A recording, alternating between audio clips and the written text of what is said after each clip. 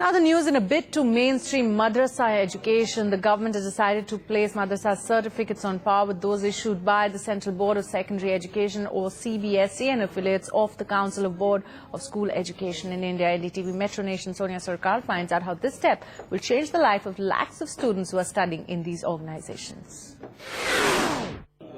13-year-old Ahmed Shiraj is a 5th class madrasa student. Students in other schools at the same age would be in class 9th. Till now, Shiraj has only studied religious texts, and in 3 years, when he graduates from the Fatehpuri Madrasa in Chandni Chowk, he would be facing subjects like maths, English for the first time in college. All his seniors so far have stuck to familiar subjects like Urdu or Unani sciences at the Jamia or the Aligarh Muslim University.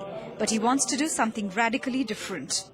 मेरी बहुत ख्वाहिश है कि मैं संस्कृत पढ़ूं, जैसे Arabic सब नहीं जान पाते तो ऐसी संस्कृत भी सब नहीं पढ़ पाते. And that could soon be possible. The government is setting up a central madrasa board that will issue the students pass certificates from next year. And since these would be equal to CBSE grades, the Delhi University and other central universities will have no problem in accepting them. They would definitely be getting the admission in any other university on the basis of the marks and whatnot. Two, their total exposure would be changed and their vision would be changed. They would be now having a comfortable career as well. By qualifying from there, they would be entitled to go in for the formal education also in the graduation and post-graduation level. They can enter into the competition, they can go into any other job, they can carry on some of the profession, they can go into management accounts and all those kind of things they can. अब जो और option निकाले गए हमारे लिए, इसलिए खुशी है हमें कि हम हर सब में ट्राई कर सकते हैं, किसी ना किसी में तो हमारा नाम आ सकता है.